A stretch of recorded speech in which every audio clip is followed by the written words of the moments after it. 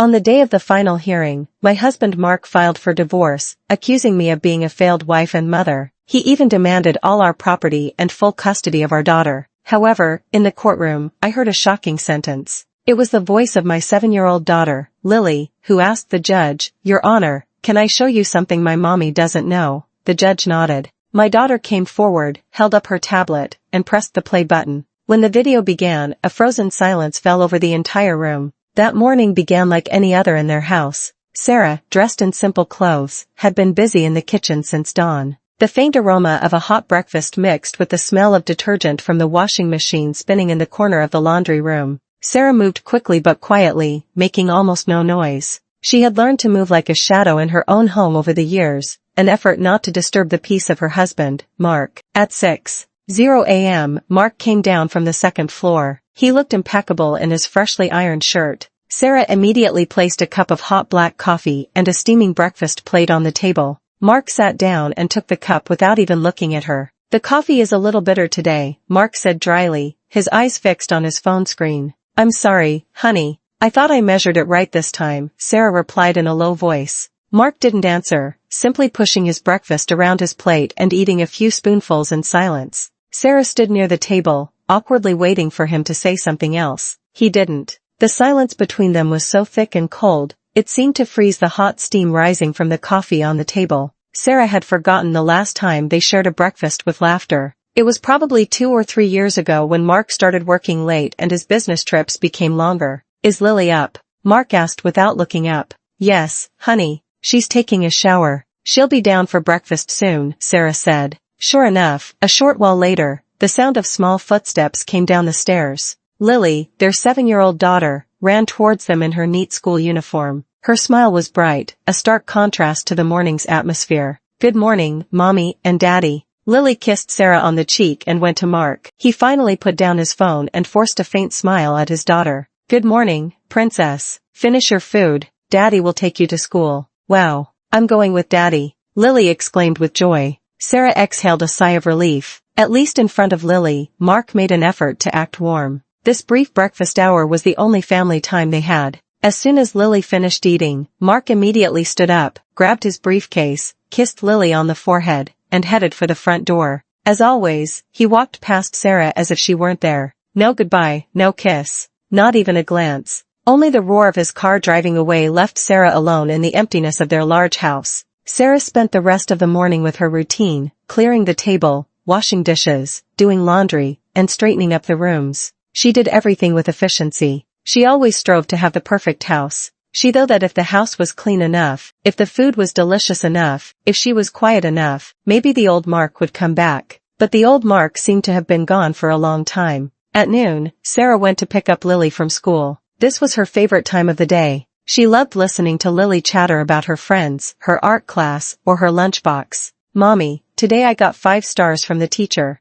I answered the question right," Lily chirped happily, holding her mother's hand. "Wow, my daughter is so smart," Sarah praised sincerely, pinching her little nose. When they got home, as Sarah was helping Lily take off her shoes, she heard the sound of a delivery truck stopping in front of the house. A uniformed delivery man called out her name. "Sarah, a package for you." Sarah frowned. She hadn't ordered anything. She walked to the front door and received a large, thick manila envelope. There was no sender's name, only the logo of a law firm in the top right corner. Sarah's heart began to pound uncomfortably. "Who is it, Mommy?" asked Lily, who had followed her. "I don't know, Princess. It's probably just junk mail. Go change and then we'll have lunch," Sarah said, trying to keep her voice calm. After Lily ran to her room, Sarah sat on the living room sofa. Her hands trembled slightly as she tore open the envelope. Inside was a thick stack of papers. The first sentence on the top page made Sarah gasp. "Divorce petition." Sarah's world seemed to stop. Her ears were ringing. She reread the words, hoping her eyes had deceived her. Plaintiff, Mark, defendant. Sarah, grounds for petition.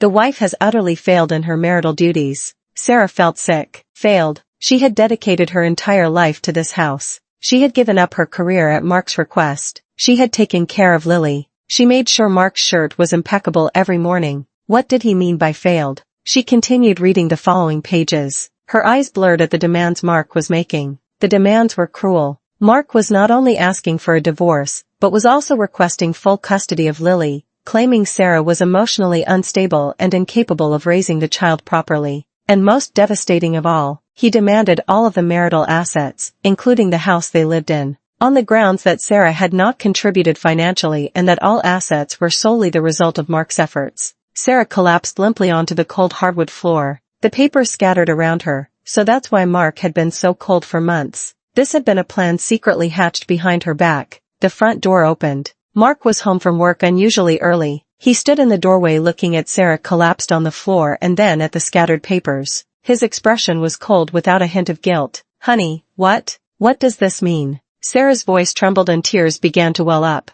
Mark took off his shoes in silence. He approached, loosening his tie. He didn't deny it or explain. He simply said coldly, "It's exactly what you read. I don't want to live with you anymore, Sarah. You failed. You failed as a wife and as a mother." "Failed?" Sarah moaned in disbelief. "I've taken care of this house and raised Lily." "Taken care of the house?" Mark scoffed dismissively. "All you've done is spend my money. Lily needs a better mother, a competent one, not someone who only knows how to cry and complain like you.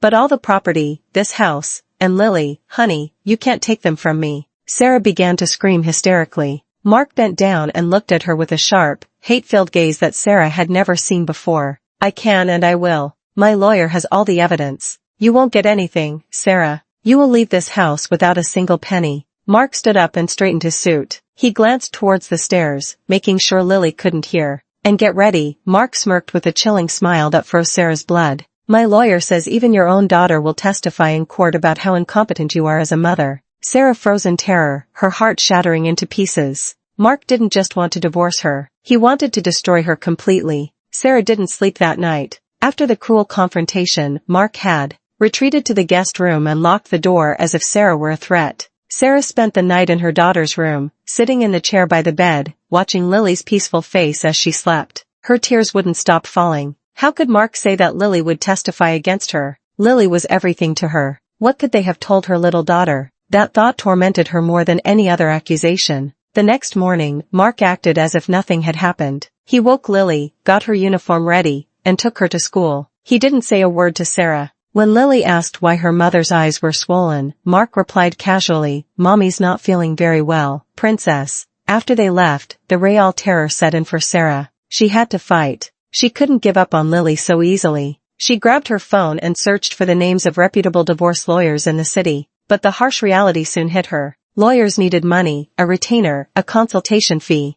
Sarah realized she had no money. For all these years, Mark had only given her a monthly allowance, budgeted just enough for groceries and Lily's school expenses. There was no room to save anything. Her only hope was their joint account, the one she thought was their family's emergency fund. With trembling hands, Sarah opened the banking app on her phone. She entered the password, her heart pounding. When the balance appeared on the screen, Sarah felt her legs give way. Zero. The account was at zero. It couldn't be. There should have been hundreds of thousands of dollars in there. Sarah refreshed repeatedly, hoping for a system error, but the number zero stared back at her. She opened the transaction history, and her eyes widened in horror. For the past 6 months, Mark had been systematically withdrawing large amounts of money, transferring them to another account Sarah didn't know about. The last withdrawal had been made just 3 days ago, emptying the rest of the account. Mark had planned this. He wasn't just leaving. He had deliberately crippled her financially so she couldn't fight back. Sarah cried in despair.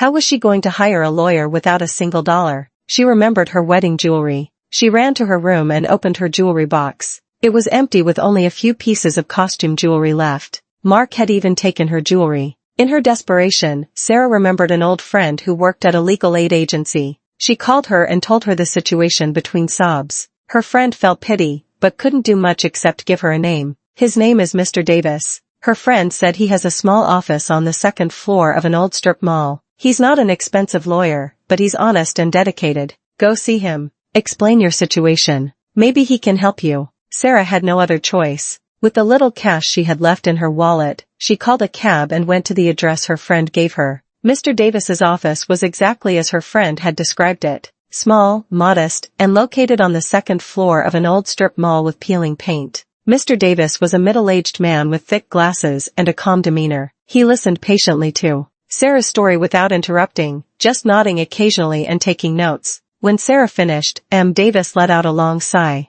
Sarah, this is going to be an uphill battle, he said quietly. Your husband has prepared all of this very thoroughly. He doesn't just want a divorce. He wants to destroy you. I know, but I don't care about the property. I just want Lily. Please help me. I don't have money now, but I will pay you. I'll pay you in installments. I'll do whatever it takes, Sarah pleaded desperately. Mr. Davis looked at her for a moment. Let's leave the money issue for later, Sarah. The important thing now is that we have to move quickly. This petition has already been filed. We need to prepare a response immediately. Mr. Davis asked Sarah to wait. He left the room and returned a few minutes later with a folder full of photocopies. They were the court documents filed by Mark's side. Your husband's lawyer is Mr. Wallace. He's known for being sharp and not afraid to use dirty tactics, Mr. Davis said firmly. Let's see what evidence they presented. Sarah nodded, her heart pounding. Mr. Davis opened the folder. The first page was photographs. Sarah was shocked to see pictures of the inside of her house, photos of dirty dishes piled up in the kitchen, photos of the living room cluttered with toys, photos of dirty clothes overflowing from the laundry basket. But this is unfair, Sarah protested.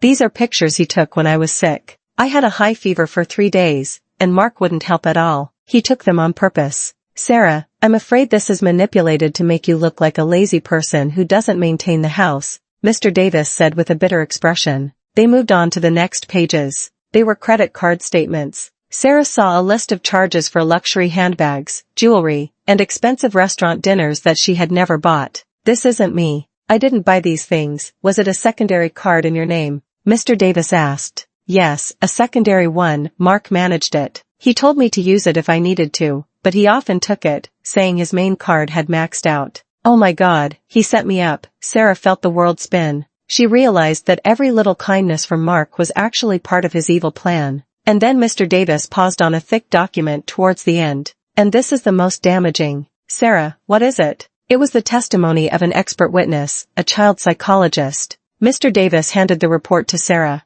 She read it. The report was written in cold clinical terms. It stated that the psychologist had conducted covert observations of Sarah's interactions with Lily. The conclusion was that Sarah was emotionally unstable, neglected her daughter's needs, and was a detrimental mother to Lily's psychological development. The report recommended full custody for Mark for the child's mental health. This makes no sense. When was this observation done? I never met a psychologist. Sarah's voice trembled violently. According to this report, the observation was conducted in public places at the park, at the mall, and when you picked up your daughter from school, Mr. Davis explained, looking at her intently. That's insane. Lily always seemed happy with me. This is slander. Who is this psychologist? Mr. Davis flipped to the cover of the report. Her name is Dr. Evelyn Reed, he said. Here are all her credentials. She seems very professional and convincing. Mr. Davis looked at Sarah seriously. Sarah, do you know this woman? Evelyn Reed. Sarah shook her head in bewilderment, her tears falling again.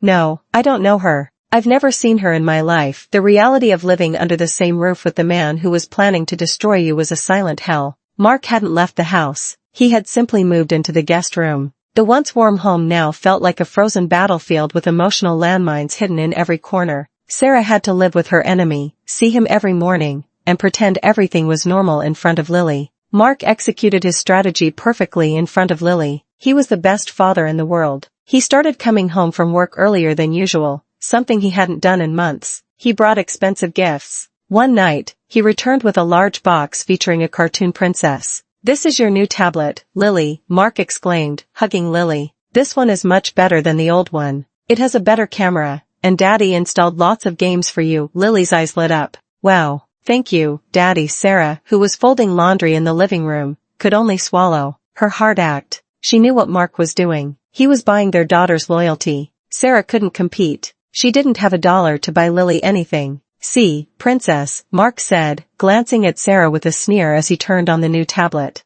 When you live with Daddy later, you'll get a new toy every week. Unlike someone who only knows how to fold clothes, Sarah stopped her hand's movement. There was a lump in her chest. She wanted to scream, to curse at Mark, but she couldn't in front of Lily. If she got angry, it would only prove Mark's accusation that she was emotionally unstable. So Sarah just kept folding clothes silently, her head down, letting Mark's venom fill the room. The terror continued daily. Mark systematically undermined Sarah's authority as a mother. If Sarah prepared dinner, Mark would come into the kitchen, taste the food, and say in front of Lily, "Honey, the soup is a little salty." Again. It's okay. We'll order takeout tomorrow. If Sarah was about to help Lily with her homework, Mark would interrupt. Let me do it. The way mommy teaches you is too complicated. You'll get confused. Sarah felt smaller and smaller, more and more invisible in her own home. She began to doubt herself. Did she really cook badly? Was she really not capable of teaching her daughter? Mark played his part too well, making Sarah look like an inept woman.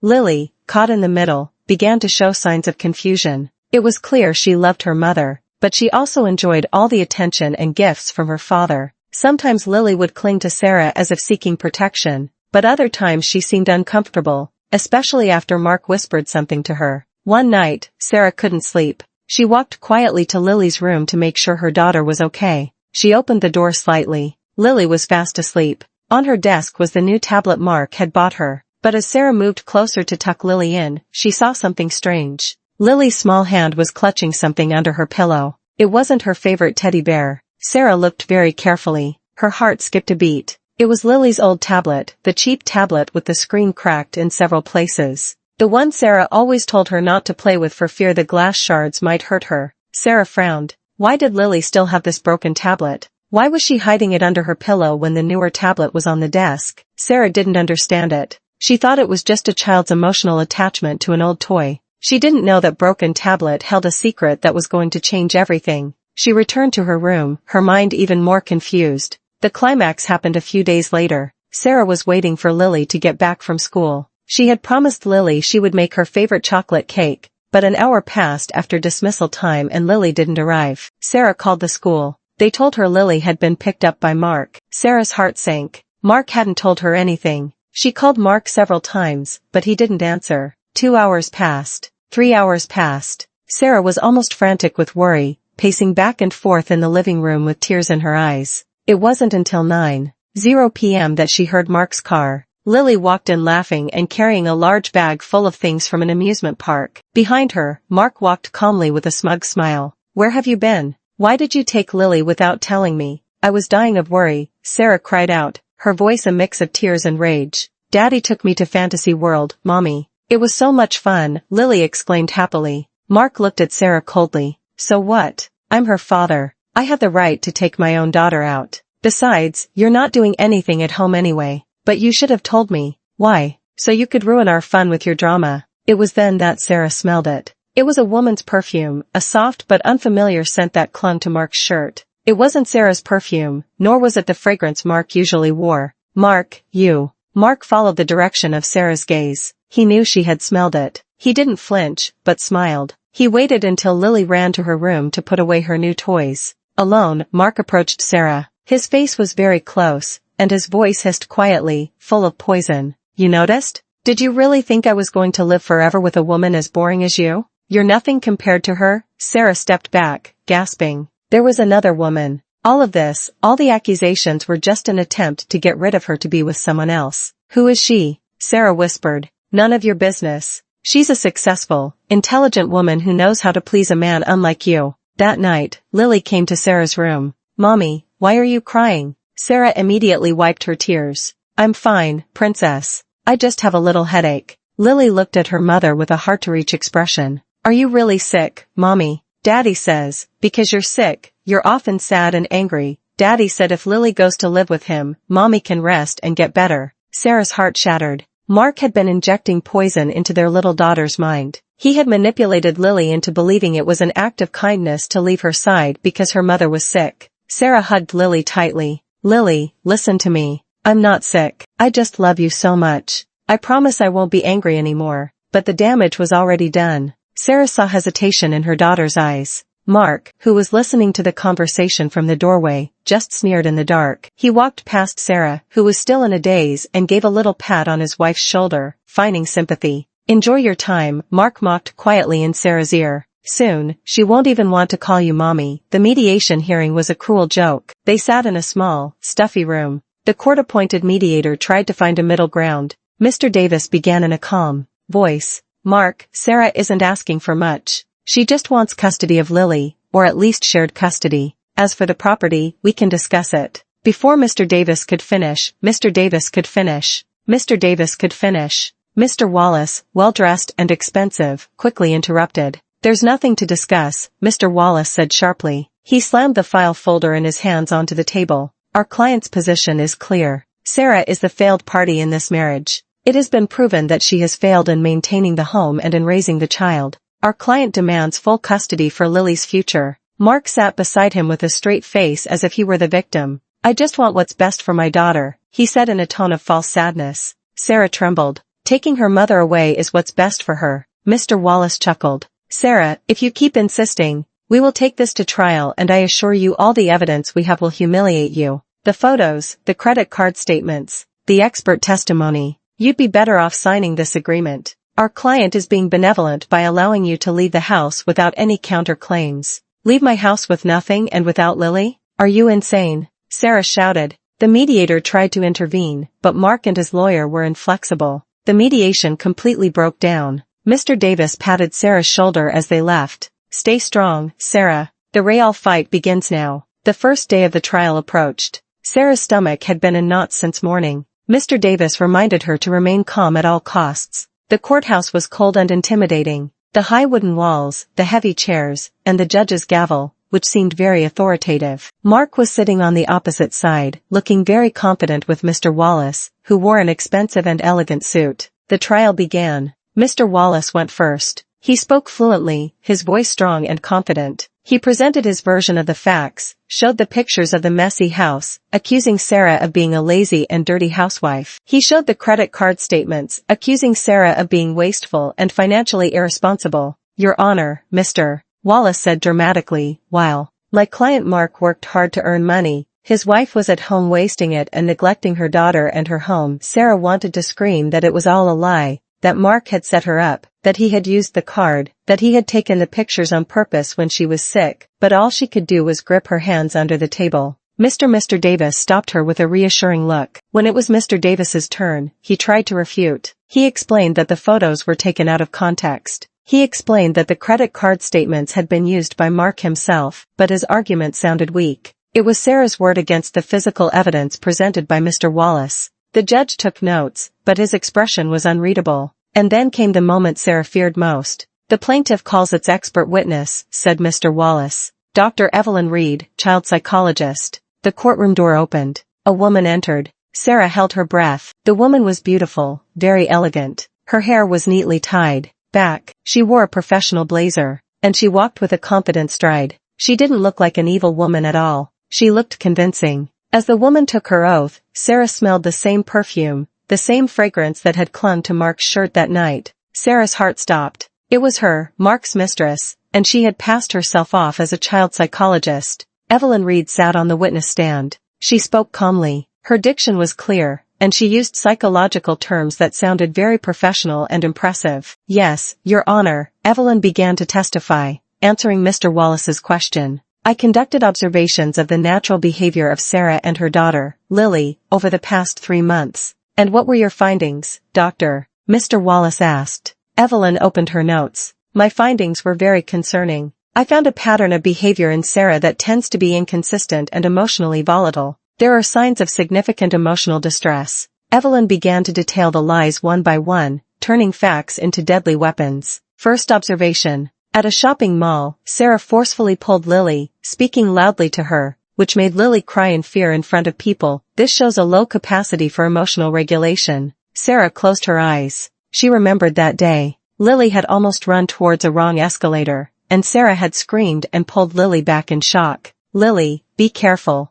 She wasn't angry. She was terrified that Lily would get hurt, but Evelyn had turned it into verbal abuse. Second observation. At a park, Evelyn continued. Sarah seemed more engrossed in her phone, ignoring Lily, who was playing alone. When Lily fell, Sarah didn't notice immediately. When she did, her reaction was exaggerated and tended towards hysteria, which further traumatized Lily from the fall. Another lie. Sarah remembered she was texting about the grocery list Mark had asked for. Lily tripped, and Sarah was indeed scared. She ran over immediately, hugged and comforted Lily. Her reaction was that of a concerned mother, not a hysterical one. My conclusion, said Evelyn, looking intently at the judge with a firm voice, is that Sarah does not have the stable emotional capacity to raise a 7-year-old child. There are strong signs of parentification syndrome, where Sarah unconsciously projects her own unhappiness and emotional problems onto the child. For Lily's mental health, I strongly recommend full custody for the father, Mr. Mark, who is the more stable figure.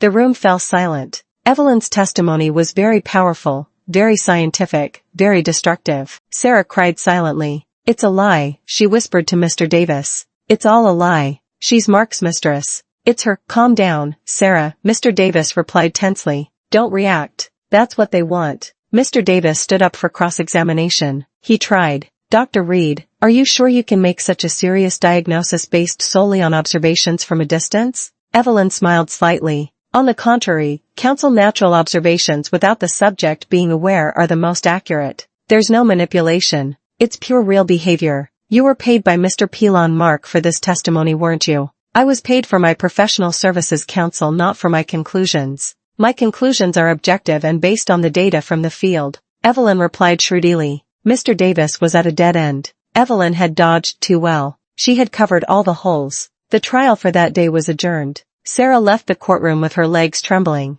She felt destroyed. She saw Mark smiling slightly, nodding at Evelyn with a look of satisfaction. In the lobby, Sarah leaned against the wall and sobbed. "We've lost, Mr. Davis. We've lost. They have everything." Mr. Davis was silent for a moment. Then he stared at Mark and Evelyn, who were walking together in the distance, discreetly separate, but not entirely far. "Not yet, Sarah." Mr. Davis said quietly, his eyes narrowed. "I know something is wrong. The way she looks at him when she thinks no one is watching is not the way a professional psychologist looks at a client." Mr. Davis turned to Sarah. "We have to find out who she really is." A few days before the next hearing, Mr. Davis called Sarah to his office. His face looked tired. The stack of papers on the desk seemed thicker than before. "Sarah, I've tried to trace the woman's background," Mr. Davis said directly. "The result is different from what we expected." Sarah's heart raced. "What do you mean?" "Her credentials are clean. Too clean." Mr. Davis sighed, rubbing the bridge of his nose. "She's registered with the Psychologists Association. She has a registered practice clinic.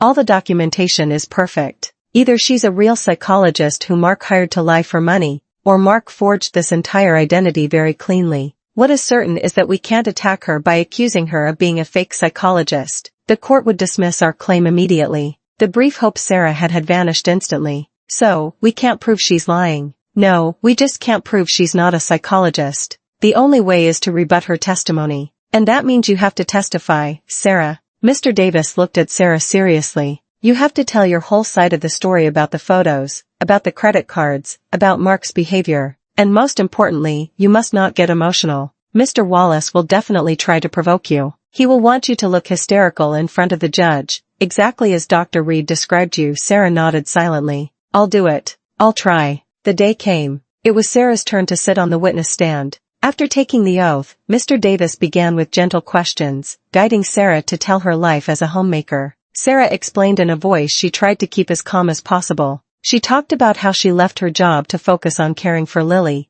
explained her routine from dawn until late at night. "About the photos of the messy house, Sarah, can you explain the context?" asked Mr. Davis. "Yes, those photos were taken by Mark about 2 months ago. I was seriously ill with a high fever for 3 days. At that time, I could barely get out of bed. I asked Mark to take care of the household, but he said he was too busy with work, so the house got very messy. I didn't have the energy to clean," Sarah explained. "And about the credit card statements. It was a secondary card in my name, but Mark had it more often. He said his main card often reached its limit with business matters. I believed him. I never bought those luxury bags or that jewelry. I didn't know about those charges until I saw them in the lawsuit documents." Sarah said everything honestly. She saw some in the gallery start to whisper. Some looked at her with sympathy, but the judge remained silent. His face was unreadable. Then it was Mr. Wallace's turn. The cunning lawyer stood up, straightened his tie, and walked towards the witness stand with a contemptuous smile. "Sarah," he began in a cloying tone.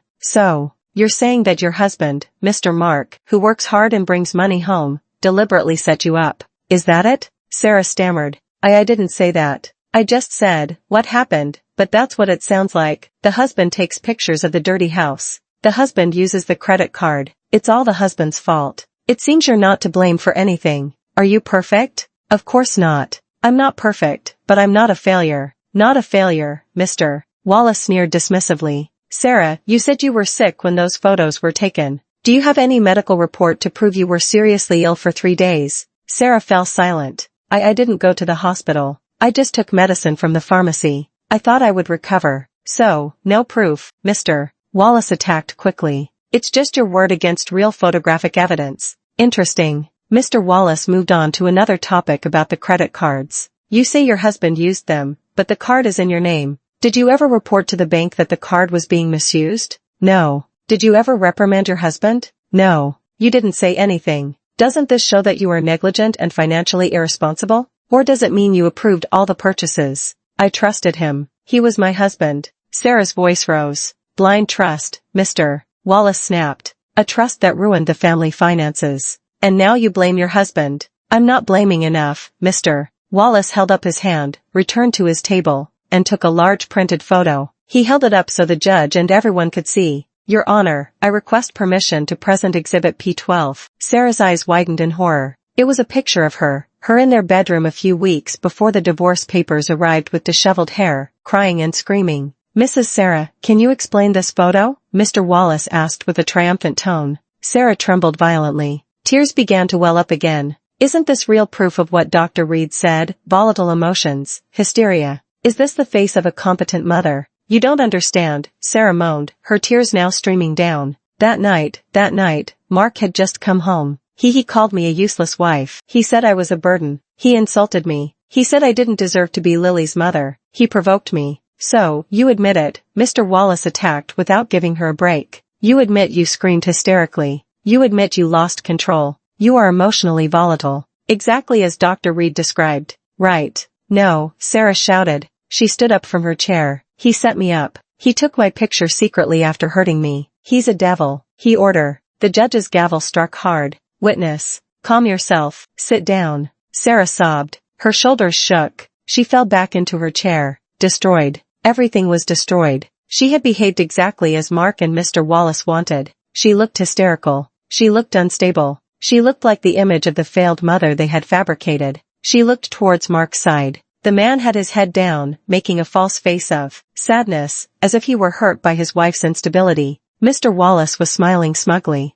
The judge shook his head slowly. His expression was clear. He had already taken a side. The trial that day ended in total destruction for Sarah's side. Mr. Davis tried to comfort her as they left, but Sarah already felt numb. It's over, Mr. Davis, she whispered weakly. That night was the longest of her life. The sentencing hearing was to be the next day. Sarah knew she was going to lose. She was going to lose Lily. She went into Lily's room. Her daughter was already asleep. Mark wasn't home, probably celebrating his victory with Evelyn in advance. Sarah sat at the foot of the bed, stroking her daughter's hair. Her tears fell silently on Lily's cheek, and the girl stirred a little. Mommy. Lily opened her eyes, half asleep. Shoo, go back to sleep, princess, Sarah whispered, her voice from crying. She hugged her daughter tightly. Maybe the last hug as a full mother. I want you to know whatever happens tomorrow, Mommy loves you very much. Always, feeling her mother's sadness, Lily hugged her back tightly. I love you too, Mommy. Sarah slowly broke the embrace.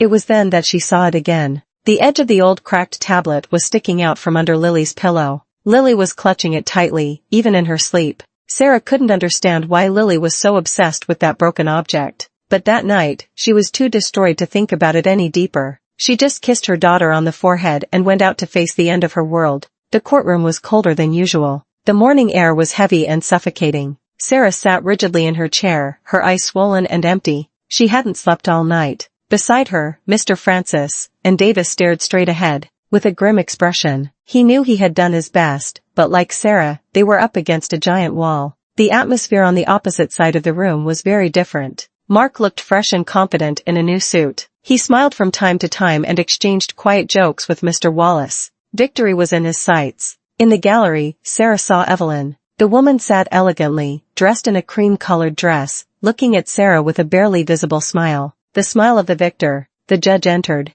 The room fell silent instantly. Sarah's heart was beating so hard it hurt. In the matter of the divorce petition case number, the judge began formally. Today's agenda is the reading of the sentence. But before that, I request both parties to present their final arguments. Mr. Wallace stood up first. He summarized his victory skillfully. Your Honor, he said loudly, during this trial, we have seen irrefutable evidence. photographic proof showing Mrs. Sarah's neglect of household duties, financial proof showing her irresponsibility, and most importantly the testimony of the eminent child psychologist Dr. Evelyn Reed, who presented objectively and scientifically the defendant's emotional instability. Mr. Wallace pointed at Sarah. We even witnessed Mrs. Sarah's hysterical conduct in this very room during the last hearing, which supports Dr. Reed's diagnosis and is clearly on the record. He turned to Mark. On the other hand, we have Mark, a capable father, financially successful, and above all, emotionally stable and genuinely concerned about his daughter's future. Your Honor, the choice here is very clear. This is not about punishing the wife, but about saving the child. For the best interest of Lily, I urge you to grant full custody to our client, Mr. Mark, and to approve his request for the division of assets. Mr. Wallace sat down with a smug smile.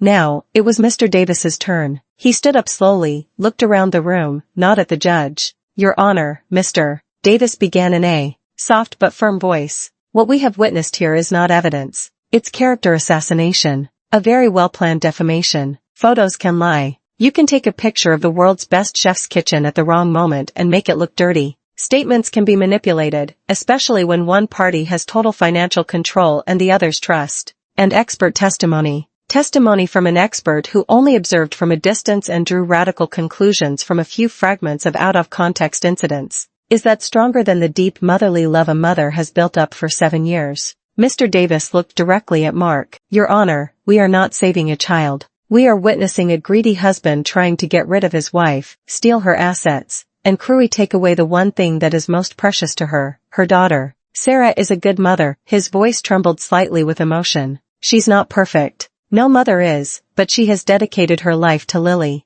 Do not let this well-woven defamation destroy that bond. I urge you to judge with conscience. Mr. Davis sat down. The room was silent. His argument had been excellent, emotional, but Sarah knew it wasn't enough. Mr. Davis's argument was based on belief. Mr. Wallace's argument was based on physical evidence and expert testimony. In the eyes of the law, the winner was already obvious. The judge cleared his throat, put on his glasses, and opened the thick file in front of him. This was the moment. Having reviewed all documents from both parties, heard all testimonies and considered all evidence presented, the judge began. In a flat tone, his heart sank. The court notes that the plaintiff, Mr. Mark, has succeeded in presenting significant evidence. The judge continued. Sarah lowered her head and closed her eyes. First, the visual evidence, that is, the photographs demonstrated the negligence of the defendant, Mrs. Sarah, in managing the household. Second, the financial evidence demonstrated a considerable spending imbalance on the credit card in the defendant's name.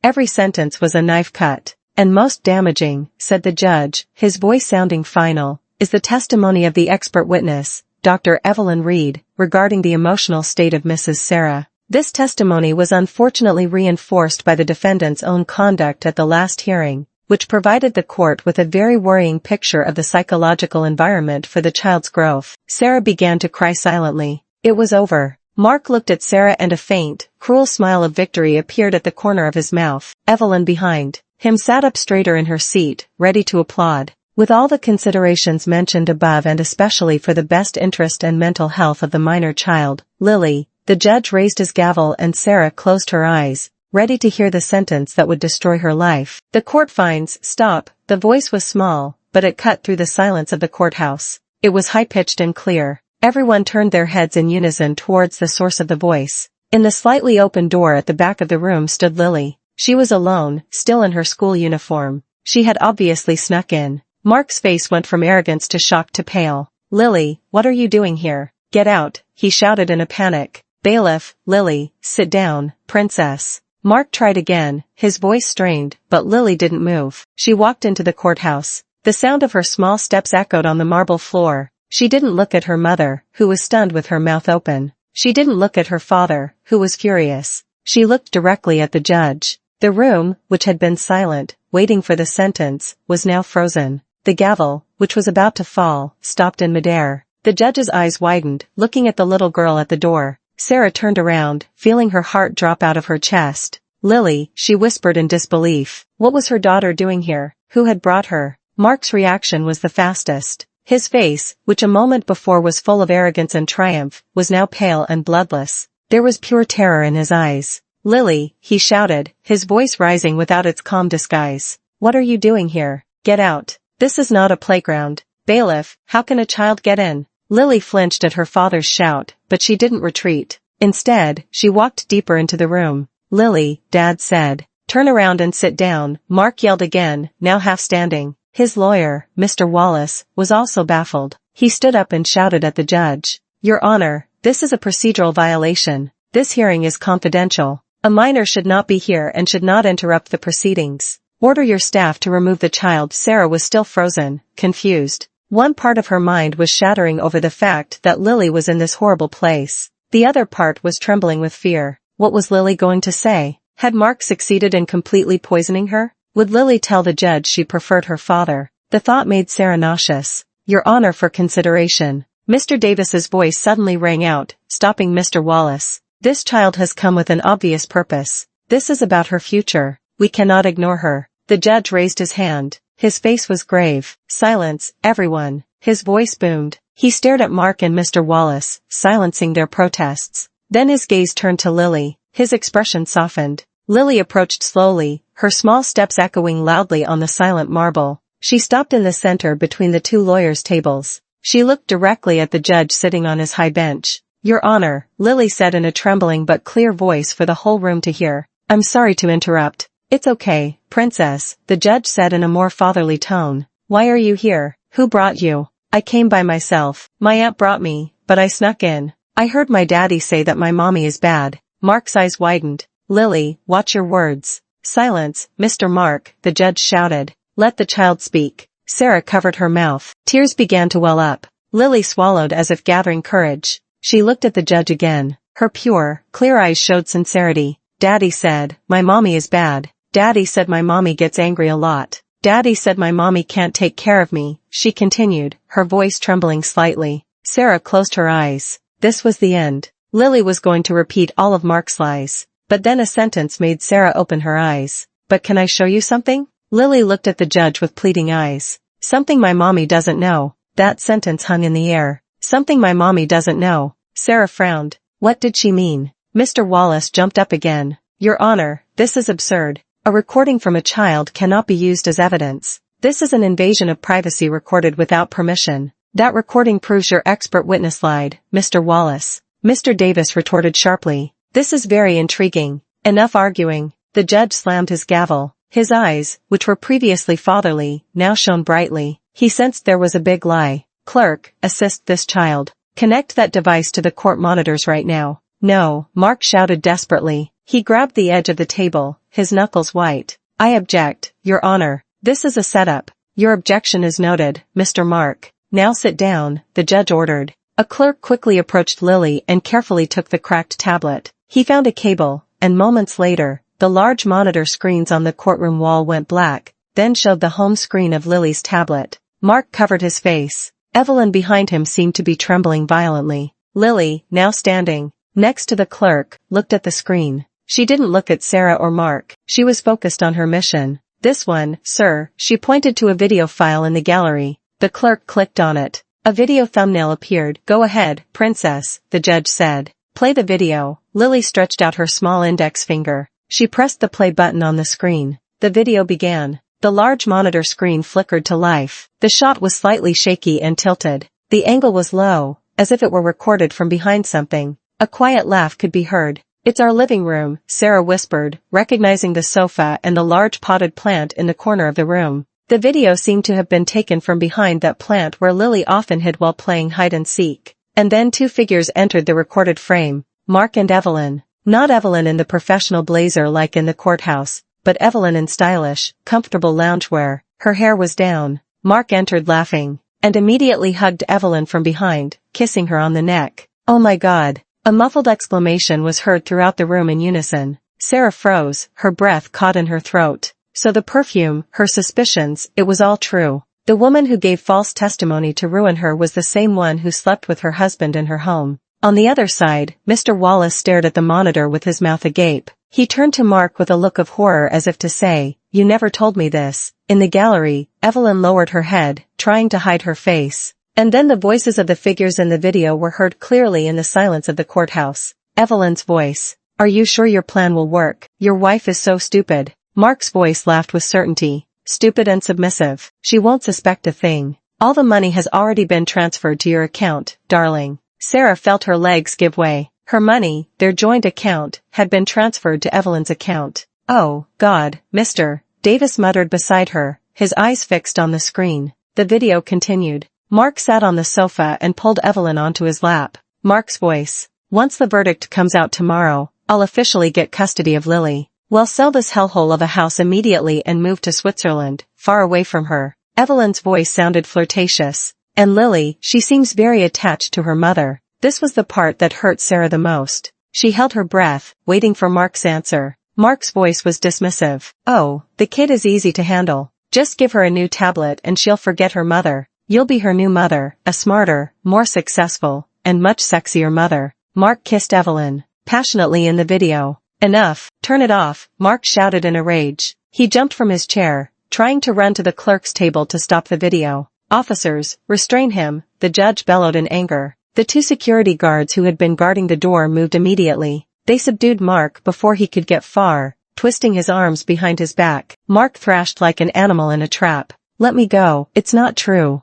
It's doctored, Mark shouted desperately. Silence him, the judge ordered. Continue the video. I want to see it to the end. The video continued playing, oblivious to the chaos in the room. Now it was Evelyn's turn to speak. Evelyn's voice. I'm still a little worried. What about my testimony as a psychologist? What if Sarah's lawyer refutes it with his observations? Mark's voice laughed again. I already prepared for that. I recorded her last week when she cried hysterically. Remember, I'll provoke her again at the trial. I'll insult her until she explodes. She'll scream and cry in front of the judge. Sarah sobbed, remembering her testimony, the photo, her screams. He set me up. Mark's voice. Once she gets hysterical, your testimony will look perfect. The judge will see for himself that she's an unstable lunatic. No one will believe her. They'll believe Doc Evelyn Reed, the professional. The video finally showed Mark and Evelyn toasting with wine glasses, laughing. The video ended. The screen went black. The room was silent for a few seconds. The only sounds were Sarah's sobs and Mark's gasping breath under the guard's control. Everyone in the room, the judge, the clerks, the gallery, and even Mr. Wallace stared at the black screen in horror. They had just witnessed a very well-planned evil conspiracy, fraud, perjury, money laundering, and manipulation of the court. In the gallery, some people started turning their heads looking for Evelyn. There she is. That's the woman, someone shouted. Evelyn realized she was completely exposed. In a panic, she jumped from her seat and ran towards the back exit. Lily, the little hero who had been watching the video she had just played, turned her head. She didn't look at Mark, who was subdued. She looked at her mother. Her pure eyes met Sarah's, which were filled with tears. The judge, his face red with rage, raised his gavel high. He didn't let it fall silently. He slammed it hard on the table. Silence everyone. The court is now in session. Officers, lock all exits. No one leaves. Arrest that woman, Dr. Evelyn Reed, immediately. The courtroom erupted into controlled chaos. The furious judge's gavel strike was both an order and a release of the frozen tension. The two security guards who had just subdued Mark now dragged him to a chair. Mark was no longer shouting. He was just gasping. His eyes were frantic and his expensive suit was soaked in sweat. He knew it was over. At the back door, another commotion arose. Evelyn, in her panic, couldn't open the large door the judge had just ordered locked. She pulled the handle and pushed in vain. A female officer quickly intercepted her. Evelyn collapsed to the floor. Her professional mask was completely gone. She was no longer the calm, convincing psychologist. She was just a scared woman crying hysterically. Exactly the image she had used in the photos to trap Sarah. Karma had come too quickly and cruelly. Bring her here, the judge ordered in a cold, unforgiving voice. The officers dragged the sobbing Evelyn to the front and sat her on the witness stand, which now felt like the defendant's box. Across the room, Mark's lawyer, Mr. Wallace, looked like a melting wax figure. His face was pale and his tie was crooked. He no longer looked at the judge. He stared at the stack of papers in front of him without a response. His career and reputation had been destroyed in an instant by the video from a child's broken tablet. He knew he was implicated. He might not have known about the affair, but he knew about the manipulated photo evidence and the testimony prepared to trap Sarah. Sarah herself was still sitting. She watched the scene before her as if it were a movie. Her sobs had now subsided, replaced by a frozen shock. Beside her, Mr. Davis gave her a gentle pat on the back, but his eyes were fixed on the judge, ready for the final blow. Lily stood quietly next to the clerk. She was the calm center of the storm. She only looked at her mother as if making sure she was okay. The judge took a deep breath and straightened his robes. He looked at Mark, at Evelyn, and then at Mr. Wallace. Mr. Wallace. Mark, the judge began in a calm but terrifying voice. That video is the property of your daughter and was recorded in your own home. Do you still want to insist that it is doctored? Mark raised his head, his face blank. She set me up, he muttered. It was a last pathetic attempt. That woman, Evelyn, planned everything. She seduced me. Hearing this, Evelyn immediately screamed. Liar. You told me to do it. You told me you would marry me. You told me you would transfer all the money to my account. I did all of this for you. Silence. The judge slammed his gavel again.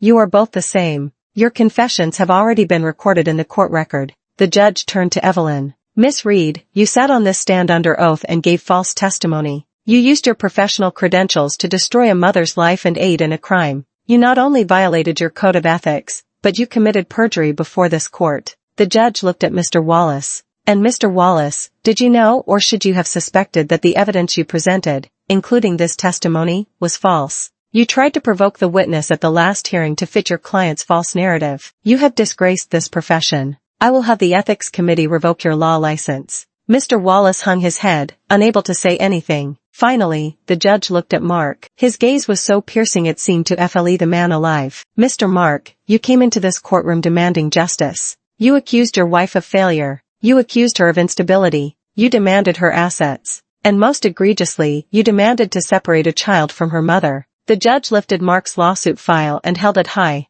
Let's review your petition. First, the accusation that the wife failed and neglected the home proven false. The video just proved that you conspired to defame her. The judge threw a sheet from the file onto the floor. Second, the accusation that the wife was financially irresponsible and wasteful proven false. The video is a confession that you stole money from your joint account and transferred it to your lover's account. This is not just defamation. It's theft. He threw the second sheet. Third, the accusation that the wife was emotionally unstable, supported by false expert testimony proven to be a blatant scheme. The video proves you conspired to provoke your wife, record her secretly, and use it to mislead this court. He threw the third sheet. Your entire lawsuit, the judge's voice rose, is a pile of garbage based on lies, greed, and adultery. The court dismisses the divorce petition filed by Mr. Mark in its entirety. The gavel slammed hard, but the judge wasn't finished. He looked at Mr. Davis and Sarah. The court will not stop here. Based on this new irrefutable evidence, the court rules to protect the victim.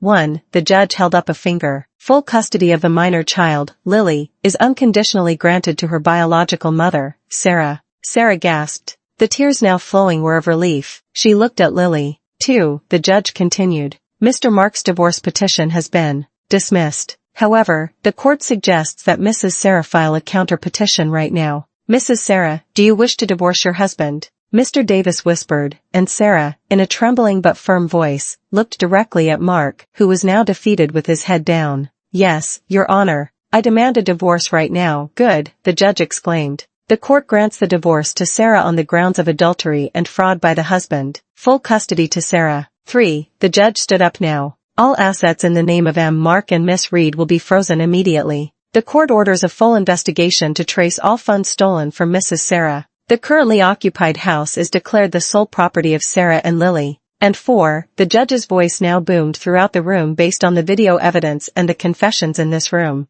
I order the immediate arrest of Mr. Mark and Miss Reed for multiple criminal offenses, including conspiracy to commit fraud, perjury, domestic theft, and tampering with evidence in a court of law. Take them away. The security guards immediately handcuffed Mark. The man who had walked in that morning with arrogance was now let out with his head bowed. He passed by Sarah. He didn't dare to look his wife in the eye. Evelyn was also handcuffed. Her cries had dried up, leaving only a swollen, dirty face. She was dragged away. Her career and her freedom were gone. Sarah was still sitting, trembling. Mr. Davis smiled from ear to ear. We won, Sarah. We won. Sarah couldn't speak. She just stood up and walked slowly to the center of the room. Lily ran to her. Sarah knelt and hugged her daughter tightly as if she were hugging her savior. She cried on her small shoulders. Not tears of sadness, but tears of a mother saved by her little hero. The aftermath of Judgment Day spread like wildfire. The story of the broken tablet made news everywhere. The story of the greedy husband, the fake psychologist, and the 7-year-old hero dominated local news for weeks.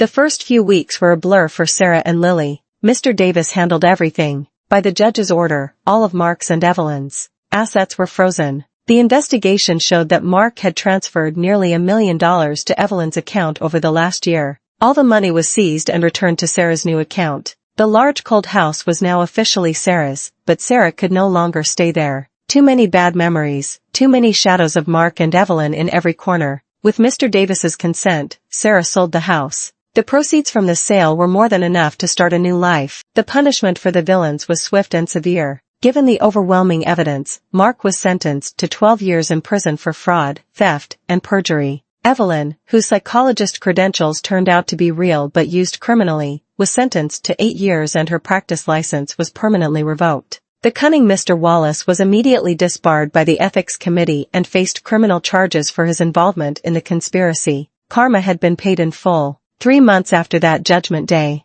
children's laughter was heard in a small green park. Sarah, with the weight of worry gone from her face, smiled as she watched Lily on the swing. They had moved not to a big house, but to a modest and cozy 2-bedroom apartment. It was filled with pictures of the two of them and smelled of cookies Sarah had baked. Sarah had started a small catering business from home. Her cooking skills, which Mark always belittled, were now praised by many. Orders were coming in. She was busy and tired, but happy. She was independent. "Mommy, look," Lily ran to Sarah, who was sitting on a park bench. Her hands were dirty with soil. "The flowers are going to bloom soon." Sarah smiled, stroking Lily's short hair. "Wow, my daughter is very good at planting things." They sat next to each other for a while, enjoying the afternoon sunday. There was one question Sarah hadn't had a chance to ask calmly. "Princess," Sarah began gently, "can I ask you something?" "What?" "Mommy." Lily looked at her with clear eyes. "The video on the old tablet. Why? Why did you record it?" Lily was silent for a moment as if remembering. "Because I didn't like Aunt Evelyn." "Why didn't you like her?"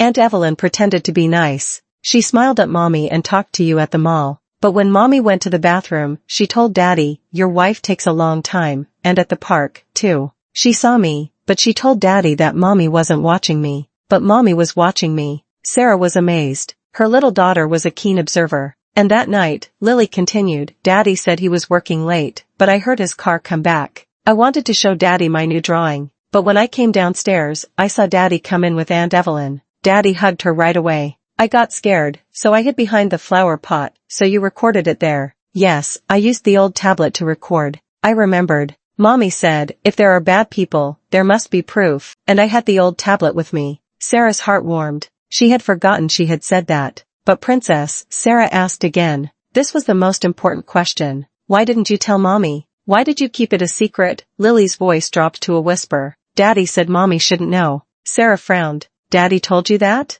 "Yes. In the video, Daddy told Aunt Evelyn, 'My wife is stupid. She won't know.' I thought it was a big secret because Daddy said Mommy shouldn't know, so I kept it. I didn't want Daddy to be mad if Mommy found out." It was the pure logic of a child. She had recorded her father's crime, but kept it secret because her own father had told her that her mother shouldn't know. "Then why did you show it in the courthouse?" "Because the judge was going to take Lily away from Mommy. Daddy said Mommy was bad and Aunt Evelyn also said Mommy was bad, and that's not true." Lily had tears in her eyes. "I don't want to be separated from Mommy. Mommy isn't bad. Mommy is the best Mommy. So I had to show the judge that Daddy and Aunt Evelyn are the bad ones." Sarah couldn't hold back anymore. She hugged Lily tightly. She cried tears of joy. For all this time, she had suffered Mark's accusations that she was a failed mother. She had doubted herself, felt destroyed. But before her was the strongest proof that she had not failed. She had raised an incredible daughter, a child pure and sharp enough to distinguish truth from falsehood, a brave child with the courage to act alone to protect her mother,